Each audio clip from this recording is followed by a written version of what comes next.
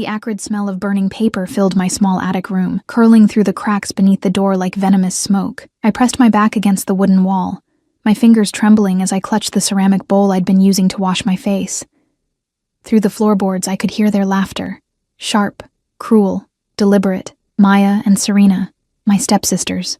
"Did you see her face when the courier handed it to her?" Maya's voice drifted up, honeyed with malice, like she actually thought she had a chance. "As if any alpha would look twice at someone like her," Serena added, and something glass shattered below, probably thrown in celebration. Father's charity case, playing dress-up with real wolves. I set the bowl down carefully, my hands still shaking. The invitation had arrived 3 hours ago, delivered by a silver-clad courier who'd looked through me as if I were made of mist. Heavy cream parchment, sealed with midnight blue wax and the crescent moon symbol of the royal pack. Every unmated wolf in the territory between 18 and 30 had received one. The mating ceremony, held once every 5 years at the capital, where alphas and eligible wolves gathered under the full moon to find their destined mates. I'd held that invitation like it was made of starlight. For just a moment, standing in the front hall with afternoon sun streaming through the windows, I'd let myself imagine it. A dress that actually fit, music. The possibility that somewhere in that grand assembly, someone might see me, really see me. Then Maya had snatched it from my hands. "Let's see what they sent the orphan," she'd said, her perfectly manicured nails tearing at the seal. Serena had crowded close, her auburn hair cascading over her shoulder as she read aloud in a mocking, sing-song voice. And then, they'd looked at each other, with that particular gleam that always preceded my suffering. They'd taken it to the fireplace. I moved to the tiny window, pressing my forehead against the cool glass. Outside, the evening was bleeding into night, the sky turning that particular shade of purple that made everything look bruised. Our estate, my stepfather's estate, I reminded myself, never mine, sprawled across the hillside below, all manicured gardens and stone pathways. Beyond it, the forest began, dark and dense and full of secrets. I was 23 years old, and I'd never been allowed to run in those woods. My wolf stirred inside me, a restless presence that had been growing more agitated with each passing day. She was different from other wolves I'd sensed. Quieter, smaller, as though she took up less space in the world. When I'd first shifted at 13, 3 years later than most, my stepmother had looked at me with such disappointment that I'd felt it like a physical blow. "Weak bloodline," she'd pronounced, as if diagnosing a disease. "I warned your father this would happen, taking in a stray." My father. I barely remembered him, just impressions of warmth, of strong arms lifting me up, of a laugh that rumbled like distant thunder. He'd died when I was 7, and my mother had followed 6 months later, her heart simply giving up. That's what they'd told me, anyway. I sometimes wondered if hearts could break so thoroughly that they forgot how to beat. My stepfather, Richard Ashford, had married my mother when I was 5. He'd seemed kind enough then, in that distant way adults have with children who aren't quite theirs. But after my parents died, kindness had curdled into obligation, and obligation into resentment. I became the reminder of his first wife's existence, the ghost at the table, the evidence that he'd once loved someone who wasn't my stepmother, Elena. Elena had brought Maya and Serena from her first marriage, 2 daughters as sharp and beautiful as cut crystal, and just as cold. They were everything I wasn't, tall, confident, their wolves strong and dominant. Maya was 25, Serena 24. They'd both found mates last ceremony, wealthy alphas from prominent families. They'd moved into the main house's east wing with their husbands, holding court like queens, and I remained in the attic, sleeping in what had once been a storage room. A knock at my door made me turn, not Maya or Serena, their entrances were never announced. This was softer, almost apologetic. "Come in," I said, my voice hoarse from disuse. I spent so much time alone that sometimes I forgot how to speak at normal volume. The door creaked open, and Mrs. Whitmore slipped inside, her weathered face creased with concern. She'd been the estate's housekeeper since before I was born, one of the few people who remembered my parents, who sometimes looked at me with something other than contempt or indifference. "Oh, child," she whispered, and the kindness in her voice made my throat tight. She was holding something, A bundle of dark fabric. I heard what they did. I'm so sorry. It's fine. I lied, the words automatic after years of practice. I wasn't going to go anyway. Don't do that. Mrs. Whitmore set the bundle on my narrow bed, then turned to face me fully. Don't make yourself smaller to make their cruelty easier to bear. You had every right to attend that ceremony. Had, I repeated, the word bitter on my tongue. Past tense. The invitation's gone. Invitations can be reissued. She unfolded the fabric. A dress, I realized. Simple but elegant, made of deep blue material that seemed to capture light like water. I've been saving this. It was your mother's. My breath caught. I moved closer, my fingers hovering over the fabric but not quite touching, as if it might dissolve under my hands. I can't. You can. Mrs. Whitmore's voice was firm now, brooking no argument. And you will. There's a way to attend without an invitation, you know.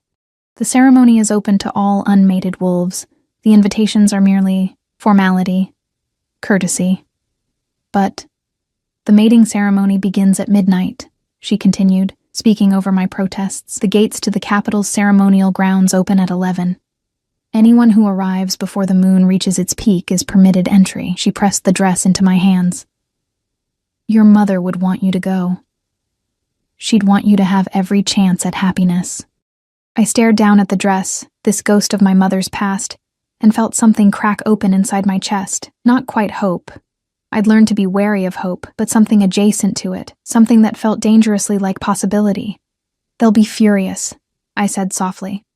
They're already furious, Mrs. Whitmore pointed out. Might as well give them a real reason. She left me then, closing the door with a soft click that sounded like permission. I laid the dress out on my bed, smoothing the fabric with trembling fingers. The blue was the color of twilight, of that moment between day and night, when the world holds its breath. I tried to imagine myself wearing it, standing in the ceremonial grounds with hundreds of other wolves, the full moon overhead, and the possibility of destiny in the air. My wolf stirred again, more insistent this time. She wanted this. She wanted to run, to be seen, to find whatever it was we'd been missing all these years in this house that had never been a home. The floorboards creaked below, more laughter. A door slammed. The sounds of Maya and Serena preparing for their evening. They'd be attending the ceremony despite already having mates, using it as a social event, a chance to parade their status and beauty. I looked at my reflection in the small, cracked mirror mounted on the wall. Pale blonde hair that I kept tied back in a braid to keep it out of the way. Gray eyes that always seemed too large for my face, too vulnerable. I was small, thin from too many skipped meals and years of being told to make do with less. My wolf was visible in my eyes if you knew how to look, a shadow behind my pupils, watching, waiting. What do you think? I whispered to her, to myself, to the ghost of my mother who might have worn this dress and felt beautiful in it. Should we go? The answer came not in words but in feeling. A surge of longing so intense it made my knees weak. Yes. Yes. We had to go. We had to try. I pulled the dress on carefully, afraid of tearing the delicate fabric. It fit almost perfectly, just a little loose in the waist, the hem falling to my ankles. There was no mirror large enough to see myself fully, but I could feel the difference. The way the fabric moved, the way it made me stand a little straighter. I didn't have shoes elegant enough for such a dress. Only my worn leather boots. I didn't have jewelry or perfume or any of the things Maya and Serena spent hours applying before social events.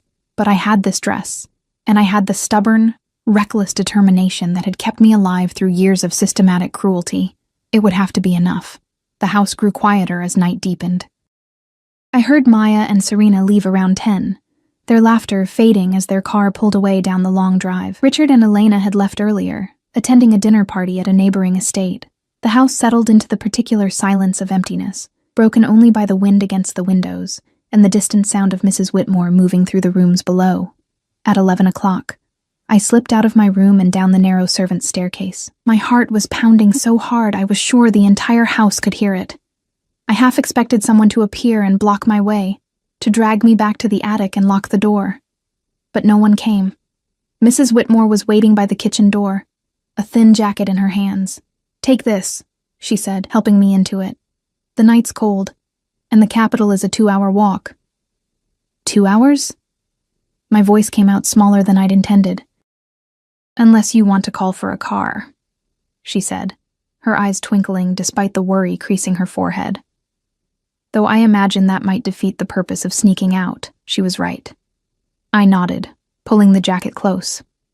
"Go through the forest," Mrs. Whitmore instructed. "Follow the stream north until you reach the old stone bridge, then take the eastern path. It'll bring you to the capital's southern gate." She pressed something into my hand, a small cloth bundle, bread and cheese. "You'll need your strength." I wanted to hug her, to thank her for being the only kindness in this house of thorns, but the words tangled in my throat. Instead, I squeezed her hand, hoping she could feel everything I couldn't say. Then I stepped out into the night. The moon was rising, fat and full, painting everything silver. The air smelled of pine and damp earth and freedom. I took a deep breath, letting my wolf rise closer to the surface, lending me her senses. Suddenly, the darkness was less dark, the sounds of the night more distinct. I ran. Not a full shift. I didn't dare. Not this close to the house, but with my wolf's strength flowing through my human muscles. The forest opened before me like a secret being shared, and for the first time in longer than I could remember, I felt something that might have been joy. The stream found me as much as I found it, the sound of water over stones calling me north. I followed it, my boots splashing through shallow crossings, my breath coming fast and crystalline in the cold air. The trees grew denser, their branches interlocking overhead like clasped hands. Somewhere far off, an owl called, and another answered. Time became elastic, measured only in footsteps and heartbeats. The old stone bridge appeared suddenly, materializing out of the darkness like something from a fairy tale. It was ancient, moss-covered, the stones fitted together without mortar. I paused there, catching my breath, looking back the way I'd come. I couldn't see the estate anymore, just forest and moonlight, and the endless possibility of forward. The eastern path was narrower, winding through stands of birch trees that glowed ghost-white in the darkness. My wolf pushed closer, making my fingers tingle with the urge to shift, to run faster, to shed my human skin like an outgrown coat. "Soon," I promised her. "After the ceremony, if nothing comes of it, we'll run. We'll leave this place and never come back." She settled slightly, soothed by the promise. The capital's lights appeared gradually. First just a glow against the sky, then individual pinpricks, then the full sprawl of civilization. The city was larger than I'd imagined, spreading across the valley like a fallen constellation. At its heart, elevated on a hill, was the ceremonial ground, an open amphitheater surrounded by ancient oaks, with the royal pack's mansion rising behind it like a crown. I emerged from the forest at the southern gate just as the clock tower struck 11:30. Wolves were streaming through the gates in groups, laughing and nervous, their formal wear gleaming under streetlights. I hung back, suddenly aware of how I must look. My mother's old dress, my battered boots, my pale hair windswept from running. But I'd come this far. I wouldn't turn back now. I joined the flow of people moving toward the ceremonial grounds, keeping my head down, trying to be invisible. It was a skill I'd perfected over years. How to take up no space, how to move through a room without being noticed. Here, surrounded by hundreds of strangers, it was almost easy. The grounds were breathtaking. The amphitheater was ringed with torches that burned with blue-white flames, creating an otherworldly glow. The ancient oaks had been decorated with strings of lights that looked like captured stars. In the center of it all was a raised platform where the Alpha King would stand to officiate the ceremony. I found a spot near the back, partially hidden behind one of the massive oak trunks. From here I could see everything without being seen, or so I hoped. The crowd was thick with anticipation, voices rising and falling like waves. I recognized some faces from neighboring territories, but no one I knew well enough to fear recognition. Maya and Serena were somewhere in this crowd, probably near the front where the important families gathered. I'd have to be careful. The clock tower began to strike midnight, each bell note rolling across the grounds like thunder. The crowd fell silent. The torches seemed to burn brighter, and I felt it, a change in the air, a gathering of power so intense it made my skin prickle. The Alpha King was coming. I'd never seen him before. Few had. He ruled from the capital but rarely showed himself, governing through a council of advisors and pack representatives. Some said he was hideously scarred from battles in his youth. Others claimed he was so dominant, so powerful, that his presence alone could make lesser wolves submit without a word. All I knew for certain was that he was unmated, despite being in his early 30s, unusual for an alpha of his standing. There were whispers about a lost love, a tragedy, something that had turned him cold and unreachable. The crowd parted suddenly, a ripple of movement that started at the front and worked its way back. I pressed closer to the tree trunk, making myself smaller, and then I saw him. He was nothing like I'd expected. He moved through the crowd like darkness given form, and every wolf in the amphitheater felt it. That primal pull of absolute dominance, the kind of power that didn't need to announce itself because it simply was. The Alpha King wasn't scarred or monstrous. He was beautiful in the way that dangerous things are beautiful, sharp-edged, cold, utterly uncompromising. Tall, broad-shouldered, with black hair that fell just past his collar, and eyes that caught the torchlight like polished obsidian. He wore all black, simple, elegant, expensive. No crown, no ceremonial robes, nothing to mark his status except the way every other wolf in the grounds unconsciously lowered their gaze as he passed. I couldn't look away. My wolf surged forward so suddenly it almost knocked the breath from my lungs. She'd never reacted like this before, not to anyone, not to anything. Every instinct I had was screaming at me to run toward him, to make myself known, No. I pressed my palm flat against the rough bark of the oak tree, using the pain to anchor myself. This was insane. Alpha Kings didn't look at wolves like me. He probably had a dozen suitable matches arranged already. High-born females from powerful packs who could stand beside him without embarrassment. He reached the platform and turned to face the crowd, his expression unreadable. When he spoke, his voice carried across the grounds without him having to raise it. Another display of power, the absolute control he had over his presence. "The full moon rises," he said, and something in his tone made the words feel ancient, ritual. "We gather as wolves have gathered for centuries, to honor the bonds that make us whole. Tonight, the moon will guide those meant to find each other. Tonight, we trust in destiny." It should have sounded rehearsed, formal. Instead, it sounded like a promise wrapped in warning. "Let the ceremony begin." He stepped back, and the crowd released a collective breath they'd been holding.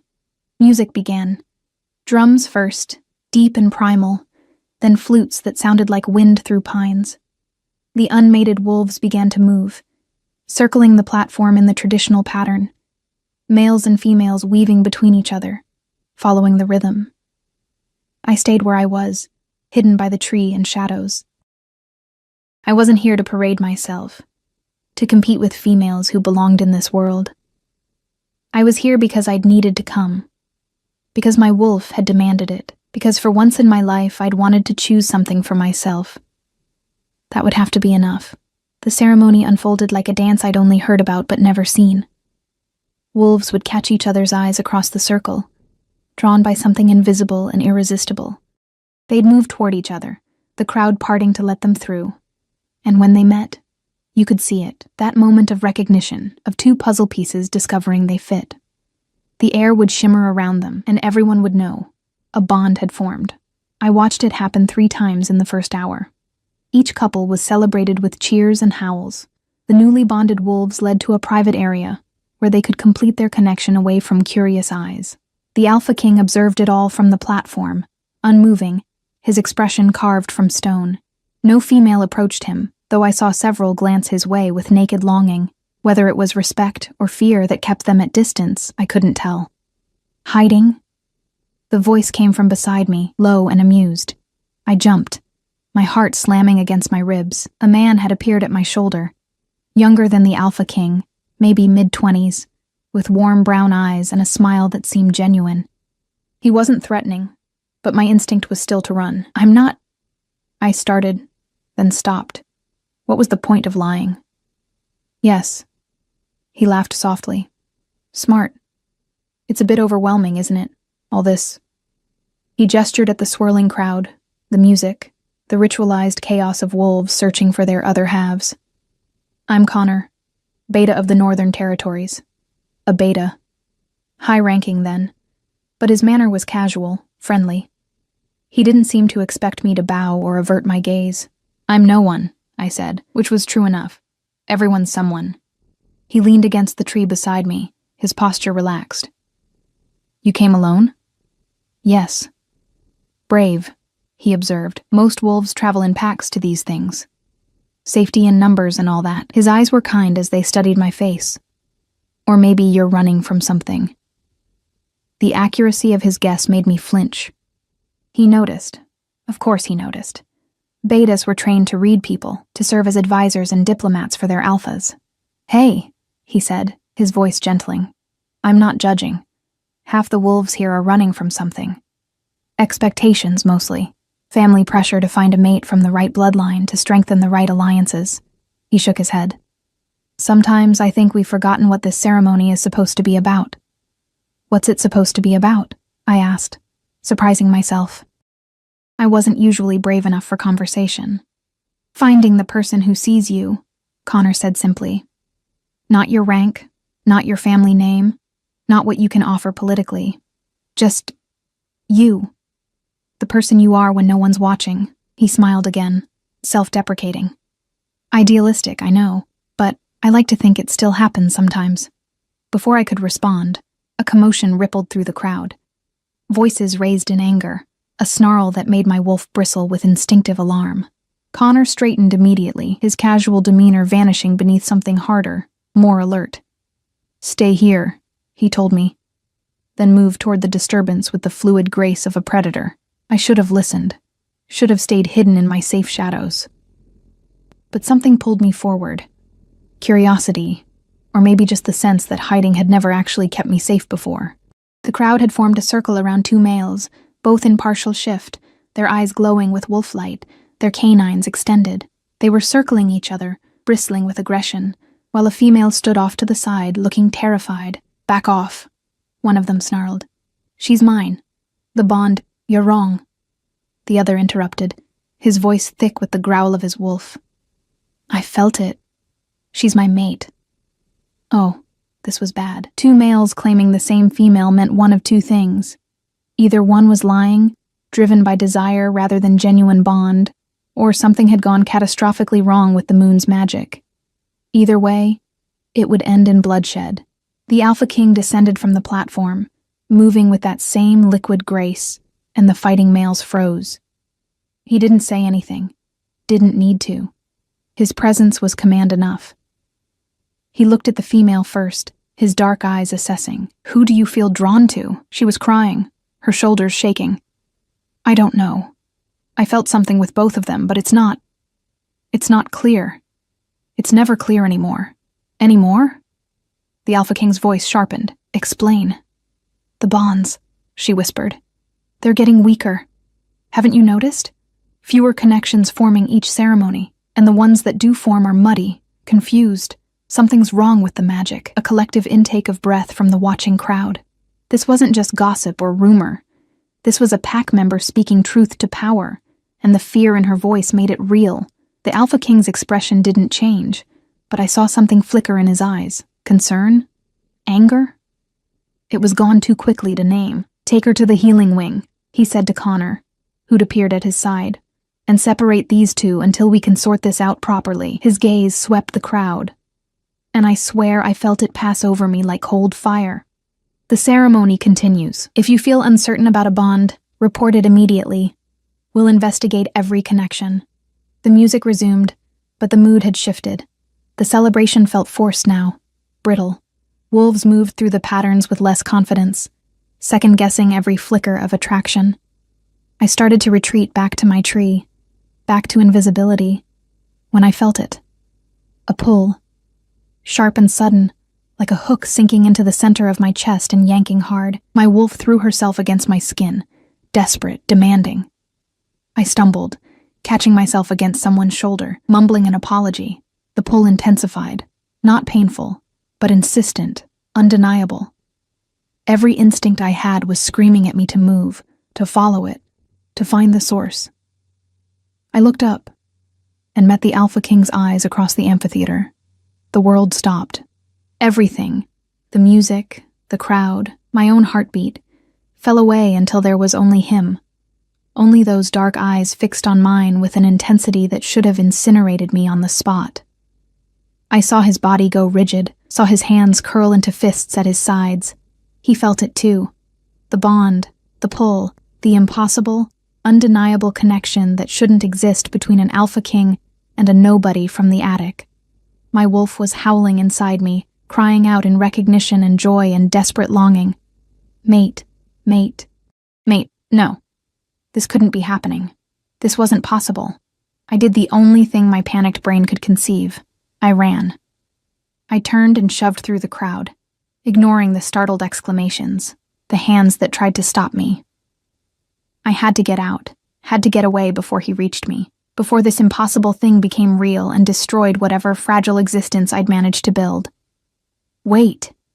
Connor's voice behind me, but I didn't stop. I made it to the edge of the grounds, past the torches, and into the blessed darkness of the surrounding gardens. I could hear pursuit, multiple footsteps, voices calling out. My wolf was fighting me every step, trying to turn around, to go back to him. Please, I begged her. Please, we can't. You don't understand what this would mean. But she didn't care about consequences or logic, or the vast gulf between what he was and what I was. She only knew that we'd found our mate, and every instinct demanded we claim him. I made it to a small fountain, hidden behind overgrown hedges, and collapsed against the stone rim. My lungs burned. My chest ached where the bond pulled, stretched too far, demanding I return. Footsteps approached, not running now, just walking with steady, inevitable purpose. He emerged from the shadows like something carved from night itself, and there was nowhere left to run. The Alpha King stood 3 feet away from me, his chest rising and falling with breaths that seemed too controlled, too measured. His eyes found mine in the darkness, and I watched something break open behind them. Shock, disbelief, and underneath it all, a hunger so fierce it made me shiver. You, he said, and his voice was rough, raw, nothing like the controlled tones from the platform. You're... No one, I said quickly, the words tumbling out in panic. I'm no one. There's been a mistake. The magic is broken. You heard what that female said. The bonds are confused. This isn't real. He moved closer, and I pressed back against the fountain, trapped, but he didn't touch me. Just stood there, near enough that I could feel the heat radiating from his body, smell the cedar and frost scent of him. What's your name? He asked, and it wasn't a request. It was a command from an alpha who expected obedience, but I was so far beyond obedience, beyond sense. Does it matter? Yes. The word came out like a growl. You're my mate. Your name matters more than anything in this world right now. I can't, I whispered. You don't understand. I don't belong in your world. I don't belong anywhere. My throat closed up, tears threatening. Please, just let me go. Forget this happened. Find someone suitable. Suitable. He repeated the word like it tasted foul. I've spent 15 years surrounded by suitable females. I've been offered every high-born wolf in this territory and beyond, and I felt nothing, not a whisper of connection, until tonight, until you. His hand rose slowly, giving me time to move away if I wanted. When I couldn't, his fingers brushed my cheek, so gentle it made my chest ache. You felt it too, he said, not a question. Tell me you didn't. I couldn't lie. Not with his touch making my whole body sing. Not with my wolf crying out in joy. I felt it. Then why are you running? Because I was terrified. Because this couldn't possibly end well. Because fairy tales didn't happen to girls who lived in attics and were burned by their own family. Because I'm broken, I said instead, the truth cutting its way out. Whatever the moon saw in me, whatever made her think we'd be a match. She was wrong. I'm not strong enough for this, for you. He was quiet for a long moment, his thumb tracing a gentle path along my jaw. Then, what's your name? I closed my eyes, surrendering. Ilara. Ilara, he repeated, and the way he said it made it sound like something precious. I'm Nathaniel, and you're not broken. You're mine. The morning after the ceremony, I woke in a room I didn't recognize. For a disorienting moment, I thought I'd dreamed everything: the ceremony, the bond, Nathaniel's dark eyes finding mine across the amphitheater. Then I felt the unfamiliar softness of silk sheets against my skin, saw pale sunlight filtering through curtains that probably cost more than everything I'd ever owned, and reality crashed back with enough force to steal my breath. I sat up carefully, taking stock. I was still wearing my mother's dress, though someone had draped a blanket over me during the night. The room was elegant, but not ostentatious. Cream walls, dark wood furniture, a view of gardens through tall windows. A door to the left presumably led to a bathroom, another straight ahead to a hallway. A prison, however beautiful, was still a prison. I'd tried to leave last night, after Nathaniel had spoken my name, my false name, the one I'd given without thinking because I couldn't bear to tell him the truth. Connor had appeared with 2 other wolves, both radiating the controlled power of trained guards. They'd been respectful but firm. The Alpha King's mate would be staying at the mansion. For her safety. For the completion of the bond. I need to go home, I'd protested, even though the estate had never been home, even though the thought of returning there made me feel sick. Tomorrow, Nathaniel had said, his voice brooking no argument. After the bond settles, after we talk. One night, that's all I'm asking. It hadn't really been a request. Now, in the harsh light of morning, the impossibility of my situation became crystal clear. I couldn't stay here. Eventually, someone would recognize me. Maya or Serena, one of their husbands, any of the dozens of wolves who'd seen me serving at social functions, invisible in my servant's clothes. And when they did, when Nathaniel learned that his mate was the Ashford family's charity case, their father's shameful obligation. A knock at the door made me jump. "Come in," I said, my voice thin. A woman entered, middle-aged and kind-faced, carrying a tray laden with breakfast. She smiled warmly. "Good morning, dear. I'm Margaret, the head housekeeper. His Majesty thought you might be hungry." His Majesty. The title made this whole situation feel even more surreal. Margaret set the tray on a small table by the window, then turned to me with the assessing look of someone who'd spent decades caring for others. "There are clothes in the wardrobe, several options, since we weren't sure of your size. His Majesty asked that you join him for lunch at noon, but until then, you're free to rest, explore the gardens, whatever you'd like." "I need to leave," I said. "I need to go home." Something shifted in Margaret's expression. Sympathy mixed with understanding that made me think she'd seen situations like this before. "Are you running from something, or to something?" The question caught me off guard. "Does it matter?" "Always." She moved to the wardrobe, opening it to reveal an array of dresses, all simple but clearly expensive. "I've worked in this house for 30 years. I've seen a lot of wolves come and go, a lot of fear disguised as other things. And I've learned that running rarely solves the actual problem." "You don't know my problem?" I said, not unkindly. "No," she agreed, "but I know His Majesty, and I know he's been alone a very long time. Alone in ways that have nothing to do with people around him and everything to do with connection." She pulled out a dress in soft gray, laying it across the bed. "Whatever you're afraid of, I suspect it's not him." She left before I could respond, closing the door with a gentle click. I stared at the dress, at the breakfast tray with its array of foods I'd rarely been allowed to eat, at this room that represented everything I'd never have. Margaret was right.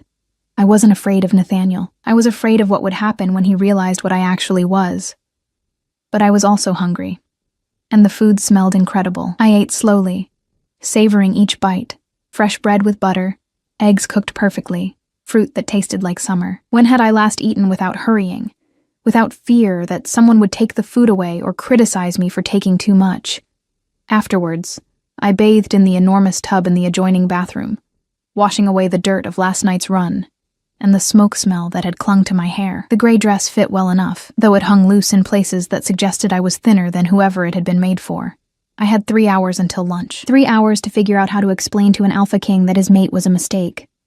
The gardens called to me, visible through the windows, green and wild despite the season. I found my way outside through a side door, emerging into a world of manicured paths and deliberate wilderness. Someone had designed these gardens to look natural while being anything but. A careful illusion of freedom. I walked without direction, letting my wolf stretch inside me, enjoying the sun and open air. Other wolves passed occasionally, guards on patrol, staff members moving between buildings. But they gave me space, offering respectful nods without approaching. Word had clearly spread about the Alpha King's new mate. The thought made my stomach knot. I found myself in a secluded corner where the gardens gave way to forest, separated only by a low stone wall. Beyond it, trees stretched endlessly, dark and inviting. My wolf pressed forward, longing. Beautiful, isn't it? I spun around. Nathaniel stood several feet away, hands in his pockets, expression unreadable. He'd changed from last night's formal wear into simple dark pants and a white shirt, the sleeves rolled up to reveal forearms marked with scars. He looked more human like this, less untouchable, but no less dangerous. "I didn't hear you approach," I said, hating how defensive I sounded. "I'm good at being quiet when I want to be." He moved closer, stopping at a careful distance, close enough to talk, far enough to not crowd me. "You slept well?" "Yes. Thank you for..." I gestured vaguely. "Everything. The room, the clothes. But I really should go home now." "Home," he repeated, and something in his tone suggested he heard the hollowness in the word. "Tell me about home. About your family." My heart kicked against my ribs. "There's nothing to tell. You're a terrible liar." No judgment in his voice, just observation. "Every time you mention leaving, your wolf recoils. That's not eagerness to return, that's dread." I wrapped my arms around myself, suddenly cold despite the sun. "It doesn't matter. I don't belong here." "You belong wherever your mate is," Nathaniel said quietly. "That's how bonds work." "But what if the bond is wrong?" The question burst out before I could stop it. "That female last night said the magic is weakening, getting confused. What if this," I gestured between us, "is just another mistake?" He was silent for a long moment, his dark eyes studying my face with an intensity that made me want to look away. When he spoke, his voice was careful, measured. "Do you feel confused about the bond?" "No," I admitted, "but that doesn't mean..."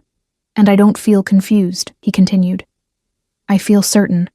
For the first time in 15 years, I feel something other than emptiness." He took a step closer. "The female last night was experiencing something different. A faint pull toward multiple males. None of it clear. What you and I have is clear, undeniable. Unless you're going to stand there and tell me you don't feel it." I couldn't. The bond hummed between us like a living thing, growing stronger with proximity. Being near him felt like coming home after a lifetime of wandering. "I feel it," I whispered. "Then why are you fighting it?" "Because I was afraid. Because accepting this meant accepting that I deserved it, and I'd spent so many years being told I didn't deserve anything good. Because the fall from this height would destroy me." "Tell me about your family," Nathaniel said again, gentler this time. "Please." And maybe it was the gentleness, or maybe I was just tired of carrying the weight alone, but I found myself talking, not about my step-family. I wasn't ready for that revelation yet. But about my parents, my real parents. "My mother died when I was 7, I said, staring out at the forest. "My father 6 months later. I barely remember them. Just impressions. The sound of my mother singing while she cooked. The way my father would lift me onto his shoulders so I could see over crowds. I'm sorry." The words were simple, but the empathy behind them was real. It was a long time ago. I picked at a loose thread on my dress. I don't even know if these memories are real or just stories I've told myself so many times they feel real. "Both can be true," Nathaniel said. He moved to lean against the stone wall, angling his body toward me. "My mother died when I was 12. Childbirth, the baby didn't survive either. My father followed 5 years later, killed in a territorial dispute." I looked at him sharply. I'd known his parents were dead. Everyone knew that. But not the details. "I'm sorry." "It was a long time ago," he echoed my words, a ghost of a smile touching his lips. "But some losses don't diminish with time. They just become part of your foundation. We stood in companionable silence for a moment. Two people built on grief, recognizing each other. I became Alpha King at 17. Nathaniel continued. Too young, unprepared, surrounded by advisors who saw my age as weakness to exploit. I learned quickly that showing vulnerability meant inviting attack. He paused. I learned to be cold, untouchable, and I was good at it. So good that eventually, I forgot how to be anything else. Until last night, I said softly. Until last night, he agreed. When a small blonde wolf with terrified gray eyes ran from me like I was a monster, and I realized I'd do anything, give up anything, to make her stay. The raw honesty in his voice made my chest tight. I'm not running because I think you're a monster. Then why? I couldn't answer that. Not without revealing everything. A bell chimed in the distance, noon approaching. Nathaniel straightened, offering his hand. Lunch? I looked at his extended hand, at the possibility it represented. 1 meal. I could manage 1 meal, couldn't I? Before reality caught up and this fragile moment shattered, I placed my hand in his. His fingers closed around mine, warm and steady, and the bond flared so bright it almost hurt. My wolf sang. For the first time in my life, I felt safe. Lunch was served in a private dining room overlooking the gardens, intimate and overwhelming in equal measure. 2 places set at a table meant for 20, as if Nathaniel had cleared away the trappings of his position to make space for just us. Connor joined us briefly, bringing news of the previous night's confusion. 3 more bonding disputes had been reported, all with the same characteristics: weak, muddled connections between wolves who'd felt certain at first, but grew uncertain within hours. We're investigating the ceremonial grounds, Connor reported, his easy manner from last night replaced by professional efficiency. If something's interfering with the moon's magic, we need to identify it before the next ceremony. And the disputed pairs? Nathaniel asked. Separated for now. Healer Iris is working with each of them individually, trying to determine if any genuine bond exists or if it's all interference. Nathaniel nodded, then his gaze cut to me. And my bond? Has there been any question about its authenticity? Connor smiled. No, Your Majesty. If anything, it's the clearest bond recorded in decades. The healers can sense it without even touching either of you. Something eased in Nathaniel's expression. He dismissed Connor with thanks, and we were alone again. You were worried, I observed. Terrified, he admitted freely. That I'd finally found you only to discover it was an illusion, that the moon was playing a cruel joke. He reached across the table, his fingers brushing mine. But you're real. This is real. I wanted to believe him, wanted to sink into the certainty in his voice and let it carry me. Instead, I asked the question that had been gnawing at me. Why haven't you mated before? In 15 years, surely there were options. His expression shuddered slightly. There were options. Dozens.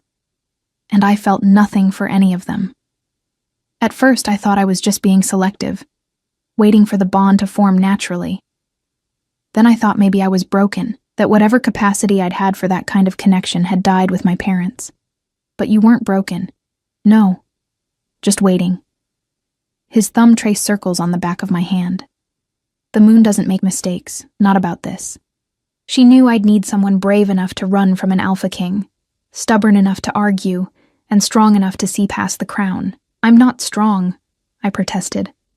You ran from your home to attend a ceremony where you knew you didn't belong, Nathaniel said. You ran from me when every instinct you had was screaming to stay, and you're sitting here now, terrified but still here. That's not weakness. Before I could respond, Margaret appeared in the doorway, her expression apologetic but urgent. Your Majesty, forgive the interruption. There are visitors requesting an audience. They say it's about your mate. Every muscle in my body went rigid. No. Not yet. I wasn't ready. Who? Nathaniel asked, his voice sharp. The Ashford family, Margaret said, and my world tilted. They claim that the female you've bonded with is their stepdaughter.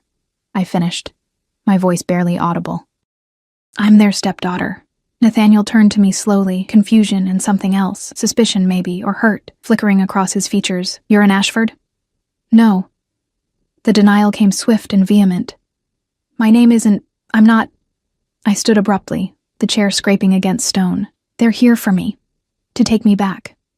No one is taking you anywhere, Nathaniel said, his voice dropping into that alpha tone that brooked no argument, but his eyes stayed on mine, demanding answers.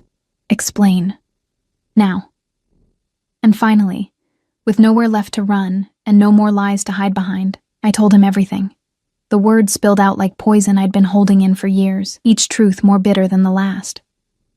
My parents died when I was 7. My stepfather, Richard Ashford, married my mother when I was 5. After my parents were gone, he kept me out of obligation, not love. His new wife, Elena, she had 2 daughters from her first marriage, Maya and Serena. I wrapped my arms around myself, suddenly cold despite the warm room. They made it very clear from the beginning that I wasn't family. I was charity, a burden. Nathaniel's expression had gone dangerously still, but he said nothing, letting me continue. I lived in the attic, ate whatever they didn't want, wore hand-me-downs until they fell apart. They treated me like, I swallowed hard, like I was nothing, less than nothing. And yesterday, when the invitation to the ceremony arrived, Maya took it from my hands and burned it, in the fireplace, while Serena laughed. They burned your invitation. His voice was flat, emotionless, in a way that somehow felt more threatening than anger. I wasn't supposed to attend. I was supposed to stay home, stay invisible, stay in my place. A bitter laugh escaped me, but the housekeeper, Mrs. Whitmore, she gave me my mother's dress and told me I could enter without the invitation. So I ran through the forest and came anyway.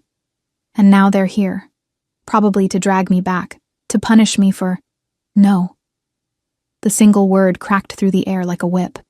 Nathaniel stood, his full alpha presence flooding the room until I could barely breathe. No one drags you anywhere. No one punishes you. You're under my protection now, and anyone who's harmed you will answer for it. You don't understand, I said desperately. They're a prominent family. Richard sits on the territorial council. His daughters married well. If you make an enemy of them over me. Over my mate, Nathaniel interrupted. They'll answer for what they've done to my mate. There's a difference. He moved around the table, stopping in front of me. Did they hit you? I couldn't meet his eyes. Sometimes. A growl built in his chest, low and dangerous. Did they starve you? They fed me, I said quietly. Just, not much, not first. Did they? His voice broke slightly. Did they ever make you shift and force you to stay shifted? Lock you outside during winter? Put silver on your skin? No. I looked up at him then, seeing the fear beneath his fury. Nothing like that. They weren't. It wasn't torture, just cruelty. The everyday kind that doesn't leave visible scars. That's still torture, Nathaniel said softly. His hands rose to cut my face. Gentle despite the rage I could feel trembling through him. The kind that leaves scars where no one can see them is often the worst kind. Footsteps in the hallway, multiple sets, moving with purpose. Margaret appeared again, her expression tight with disapproval. Your Majesty, the Ashfords are becoming insistent. They're demanding to see her. They claim she ran away, and they're here to retrieve her. Let them wait, Nathaniel said, not taking his eyes off me. Actually, no. Show them to the formal receiving room. I'll meet them there shortly. His thumb brushed my cheek. You don't have to see them. You can stay here, and I'll handle this. They'll tell you I'm lying, I said. About everything. They'll make it sound like I was ungrateful, difficult. They're very good at making me seem like the problem. I don't care what they say. His voice was absolute certainty. I know what I see. I know what I feel through the bond, your fear, your pain, your truth. They can spin whatever story they want. It won't change anything. But I couldn't hide. Not anymore. I want to go with you. Nathaniel's eyes searched mine. Are you sure? No.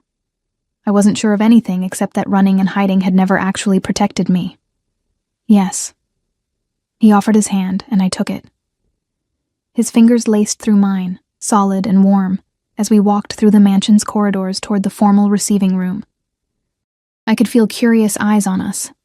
Staff members trying not to stare, guards watching with professional assessment. Word of the Alpha King's mate would have spread through the entire compound by now. The receiving room was designed to intimidate. High ceilings, dark wood paneling, a massive desk that elevated whoever sat behind it. Nathaniel led me to a chair beside his own before the desk, a clear statement. We were united. Equal. Ready? He asked quietly. I nodded, not trusting my voice. Margaret opened the doors, and my step-family entered like a storm given human form. Richard came first, his graying hair perfectly styled, his expression a mask of concerned authority. Elena followed, elegant in a navy dress that probably cost more than I'd eaten in a year. And behind them, Maya and Serena, both beautiful and cold as winter. They all froze when they saw me sitting beside Nathaniel. Our hands joined.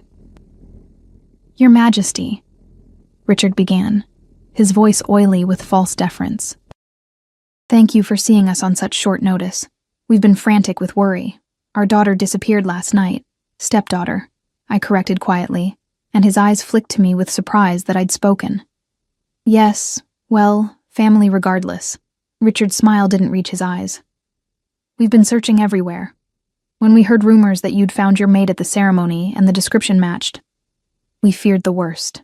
Feared the worst, Nathaniel repeated, his voice dangerously soft. Interesting choice of words. What exactly did you fear? Elena stepped forward, her expression perfectly crafted concern. That she'd done something inappropriate. Your Majesty must understand, the girl has always been troubled. Prone to fantasy, to making up stories. We've tried to help her, of course, but stop. The command in Nathaniel's voice made everyone in the room flinch. Let me be very clear about something.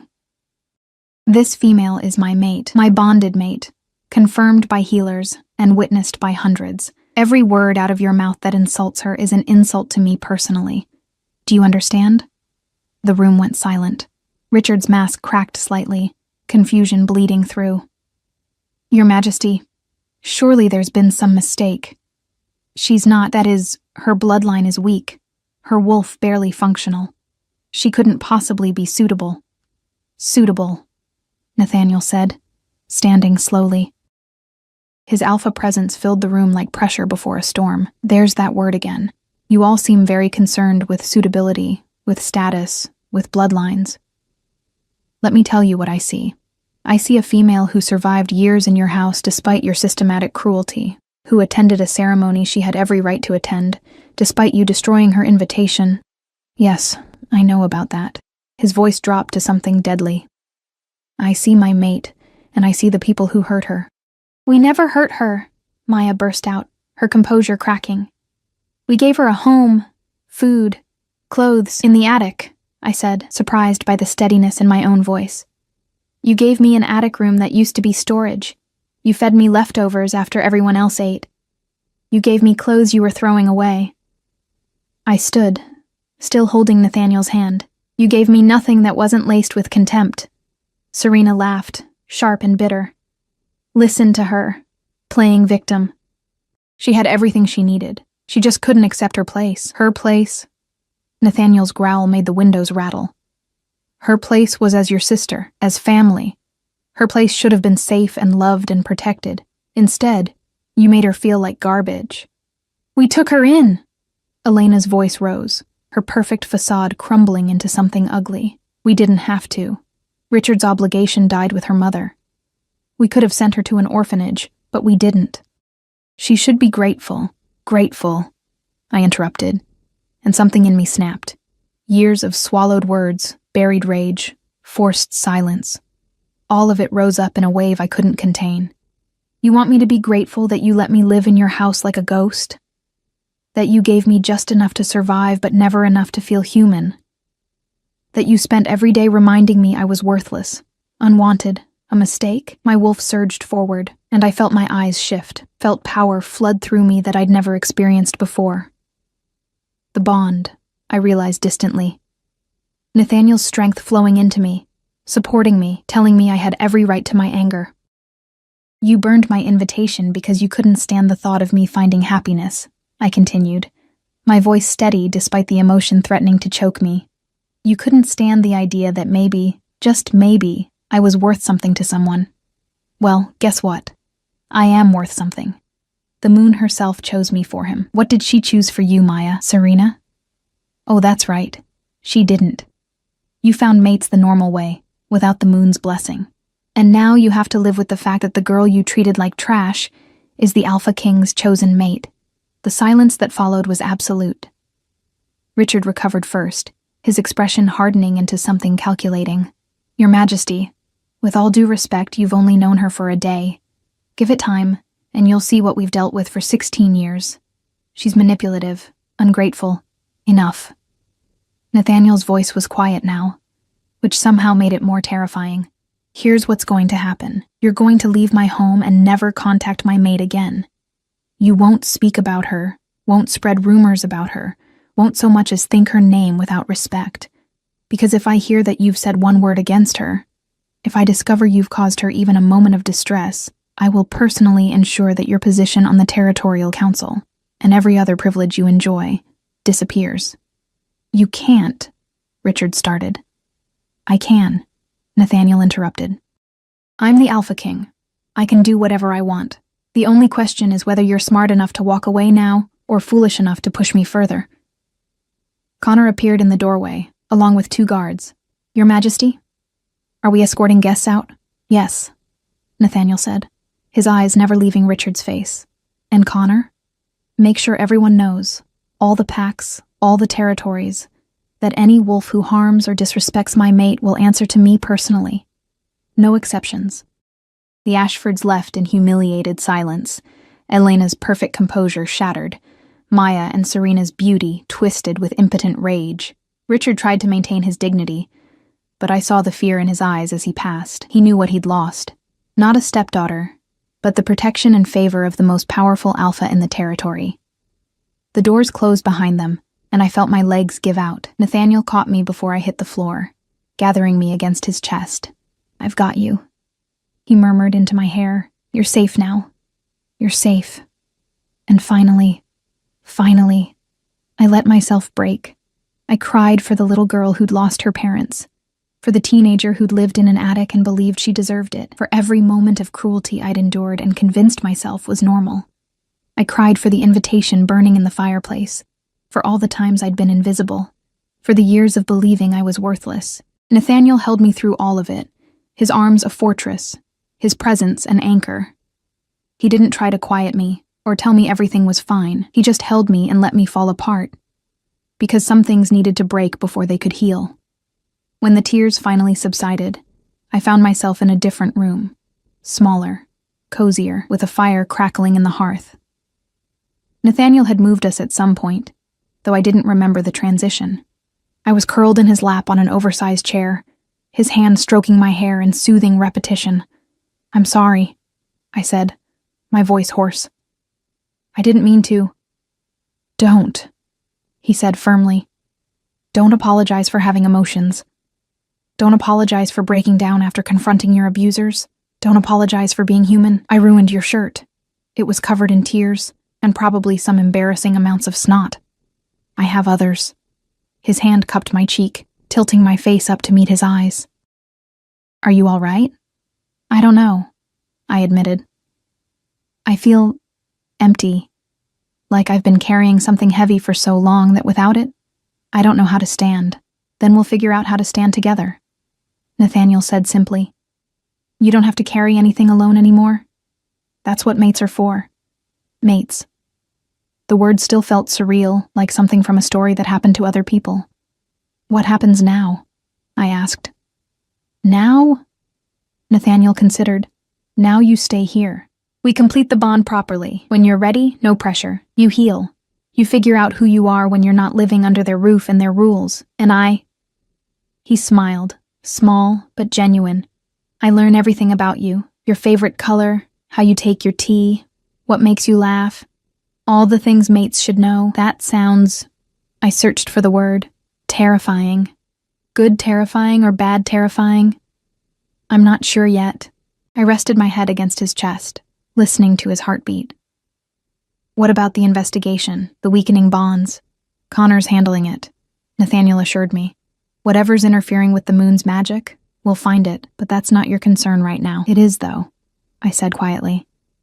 If the bonds are failing, If there's something wrong with the magic that connects mates, what if ours fails too? Nathaniel was quiet for a moment, his hand stilling in my hair. Then, do you feel it failing? I checked inward, toward the glowing thread that connected us. If anything, it felt stronger than before. Deeper, more solid. No. Neither do I, he said. And even if the magic failed completely, even if the bond disappeared tomorrow, it wouldn't change what I feel. The moon didn't create this. She just recognized it. The connection between us is ours, not hers to take away. I wanted to believe that, wanted to trust that this impossible thing could last. A soft knock at the door interrupted us. Margaret entered with another tray, this one laden with tea and small cakes. Thought you might need this, she said kindly, setting it on a nearby table. She gave me a warm smile. You did well today, dear, standing up to them like that. I don't feel like I did well, I admitted. I feel like I fell apart. Sometimes falling apart is the bravest thing you can do, Margaret said. Means you're finally letting yourself feel everything you've been holding back. That takes courage. She nodded to Nathaniel. I'll make sure you're not disturbed for the rest of the day. After she left, Nathaniel poured tea. 1 sugar, splash of milk, exactly how I liked it despite never telling him. The bond, I realized. He could sense my preferences through our connection. This is going to take getting used to, I murmured. We have time. He handed me the cup, his fingers brushing mine and sending warmth racing up my arm. All the time in the world. 3 weeks passed before I truly believed I wasn't going to wake up back in the attic. The first week was hardest. I kept expecting someone to tell me it was all a mistake, that I needed to leave, that Nathaniel had come to his senses and realized he'd bonded with the wrong wolf. Instead, he was patient, constant, present in ways I'd never experienced before. He didn't push for the bond's completion, though I could feel his wolf's frustration through our connection, a low, persistent ache that matched my own. We were both holding back, circling each other like wary animals, until finally one night, I asked him why. Because you need to choose this, he'd said, his voice rough. Not because the bond demands it, not because you're grateful or feel obligated. When we complete this, I need to know it's because you want me, specifically, not just what I represent. That night, I'd kissed him for the first time. Properly kissed him. Not the brief, terrified press of lips from the night we'd met, and the bond had sung between us, bright and fierce, and undeniable. We still hadn't completed the mating, that final physical and spiritual union that would lock the bond permanently, but we were close. I could feel it building between us, inevitable as sunrise. The investigation into the weakening bonds had yielded disturbing results.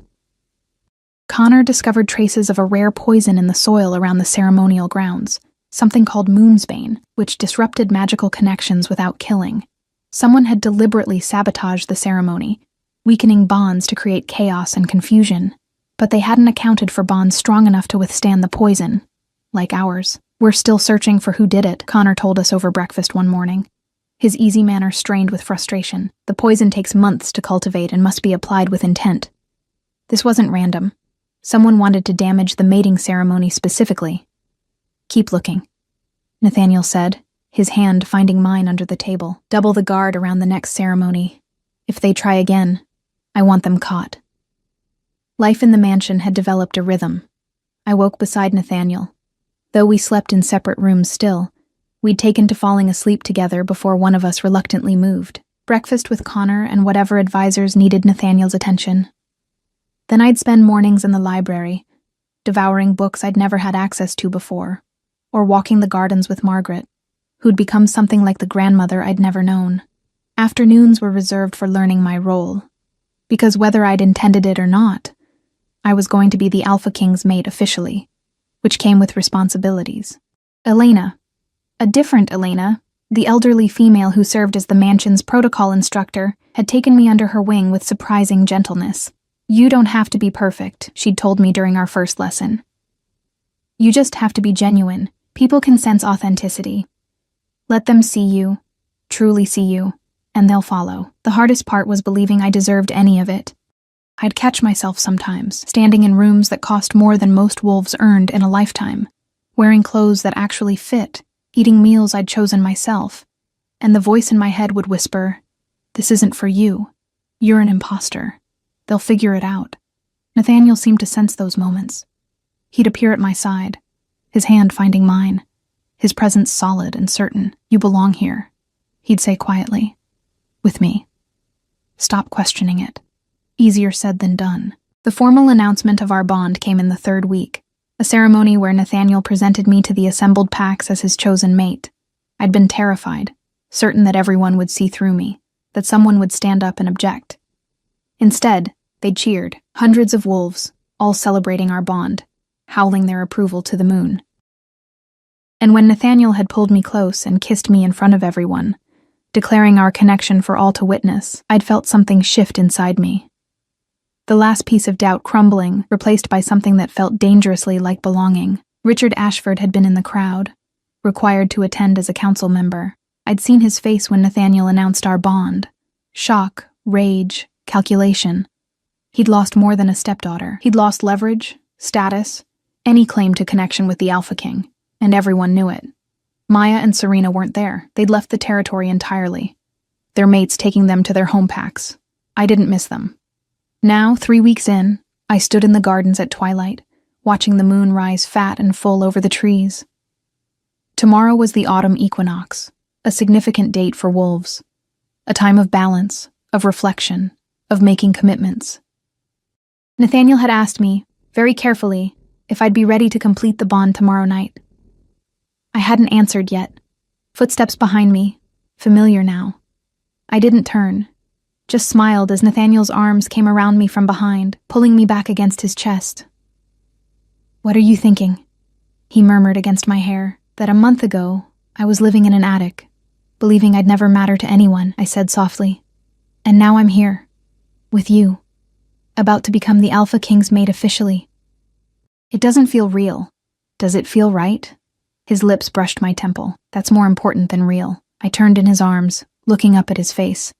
These features I'd memorized, this male who'd become my safe place. Yes, it feels right. Terrifying, but right. Good terrifying or bad terrifying? He echoed my words from weeks ago, smiling. Good, I decided. Definitely good. So tomorrow night, hope flickered in his eyes, carefully contained. Tomorrow night, I confirmed, and watched his expression transform into pure joy. He kissed me then, deep and claiming, and the bond flared bright enough that I gasped. Tomorrow night, that connection would become permanent, unbreakable. Tomorrow night, I'd be his completely, and he'd be mine. The thought should have terrified me. Instead, it felt like coming home. The next evening, as the sun bled toward the horizon, Margaret helped me prepare. Not in the elaborate, formal way Elena would have preferred. No ceremonial robes or ritual preparations. Just a simple bath, my hair loose around my shoulders, a dress in deep midnight blue that made my eyes look silver. "Nervous?" Margaret asked, fastening the last button. "Completely," I admitted. "What if I do it wrong? What if—" "There's no wrong way," she interrupted gently. "The bond knows what to do. You just have to trust it. Trust him. Trust yourself." That last part was still hardest. Nathaniel met me in the private garden where we'd first really talked, where he'd told me about his parents, and I'd started to believe I could trust him. The moon was rising, full and luminous, painting everything silver. He looked at me like I was something precious. Like I was everything. "Hi," I said, suddenly shy despite 3 weeks of growing intimacy. "Hi yourself." He closed the distance between us, taking my hands. "You're sure about this? We can wait longer if you need—" I kissed him, cutting off his words, pouring everything I couldn't say into the contact. When I pulled back, his eyes had shifted to wolf light, gold bleeding through the dark. "I'm sure," I whispered. "I'm sure about you, about us, about this. Stop giving me chances to run. I'll always give you chances to run," Nathaniel said seriously. "I'll also always give you reasons to stay. That's how this works." The bond's completion wasn't some mystical, instantaneous thing. It was gradual, a building of intimacy, physical and emotional, under the watching moon. Nathaniel was careful, reverent, making sure I was with him every step. And when the bond finally locked into place, when I felt it snap tight and permanent between us, the sensation was overwhelming. I could feel him, Not just his emotions, but his essence, his strength, his loneliness, his fierce protectiveness, his capacity for love that he'd kept buried for so long. And he could feel me, my fear, my healing wounds, my stubborn hope, my growing certainty that this was where I belonged. We were still separate people, but we were also, irrevocably, us. Afterward, lying tangled together under the stars, Nathaniel traced patterns on my shoulder. "How do you feel?" "Complete," I said, surprised by the truth of it. "Like I'd been walking around with pieces missing, and now I'm finally whole." "That's exactly it." He pressed a kiss to my forehead. "That's exactly what you are to me." We stayed there until dawn, talking and silent in turns, learning the new landscape of being bonded mates. When the sun finally rose, painting the sky in golds and pinks, I realized I was crying. "What's wrong?" Nathaniel asked immediately, concerned. "Nothing." I wiped at my eyes, laughing. "Absolutely nothing. I'm just happy." "Is this what happy feels like?" I'd almost forgotten. His arms tightened around me. "Get used to it. I plan to make you happy for the rest of our lives." It was a promise I was finally ready to believe. 6 months later, on the first ceremony since our bonding, I stood beside Nathaniel on the platform overlooking the assembled wolves. The poisoner had been caught, a bitter, unmated wolf who'd believed that if he couldn't find his mate, no one should. The ceremonial grounds had been cleansed, blessed again, the moon's bane purged from the soil. Tonight's ceremony would be clean, pure, the bonds forming as they should. I watched the unmated wolves circle, saw the moment connection sparked, witnessed the joy of recognition between destined pairs. Each successful bond felt like a small victory, proof that the magic still worked, that love still found a way. Connor approached with a young female, one of the wolves who'd experienced a confused bond last ceremony. "Your Majesty," he said to Nathaniel, then smiled at me. "Luna, may I present Sarah? It turns out her bond was genuine, just weakened by the poison. Now that it's cleared, she and her mate have completed their connection." Sarah beamed, radiant with happiness. "Thank you," she said to both of us, "for investigating, for not giving up, for showing us that real bonds can survive anything." After she left, Nathaniel pulled me close. "That's your legacy," he murmured. "Not just being my mate, being the wolf who survived, who fought, who proved that strength comes in many forms." I looked out at the ceremony, at the wolves finding their destinies, and felt something settle in my chest. Pride, maybe, or purpose. "Tell me something," I said. "That night at the first ceremony when you saw me, what did you actually see?" Nathaniel was quiet for a moment, considering. "I saw a small blonde wolf trying to hide behind a tree, looking terrified and brave and desperate all at once. I saw someone who'd fought for the right to be there, who believed she didn't deserve happiness but came looking for it anyway. I saw my mate." He turned me to face him. "I saw you. The real you, under all the pain they'd buried you in. And I knew I'd spend the rest of my life making sure you could see yourself the way I saw you." "And how's that?" I asked, though tears were threatening again. "Strong," he said simply. "Brave.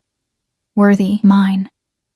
The moon rose higher, full and bright, blessing the bonds forming below, and for the first time in my life, standing beside my mate with the pack accepting me as their Luna, I let myself believe he was right. I was strong.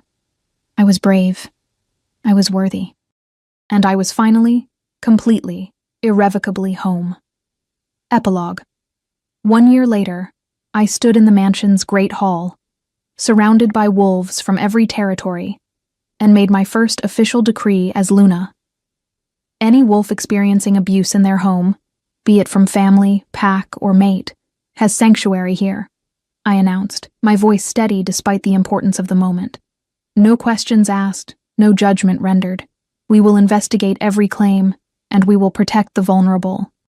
This is my promise, as your Luna, as someone who survived what others are surviving now. You are not alone. The hall erupted in howls of approval. I felt Nathaniel's pride through the bond, warm and bright. Later, in the private quiet of our rooms, he pulled me into his arms. "You're going to change everything," he said. "You already have." "We're going to change everything," I corrected. That's how this works, remember? Together. Together, he agreed, and kissed me like a promise. Through the window, the moon watched over us, the same moon that had brought us together, that had seen my suffering and answered with him. And I sent her a silent thank you, for seeing what I couldn't see in myself, for knowing what I needed before I knew it myself, for giving me not just a mate, but a future where I could be whole. The girl who'd lived in the attic was gone. In her place stood a Luna, a mate, a wolf who'd learned that the strongest bonds are forged in fire, and that sometimes the best revenge is simply refusing to let cruelty define you. I'd been burned, but I'd risen from those ashes transformed, and I would spend the rest of my life making sure other wolves could do the same.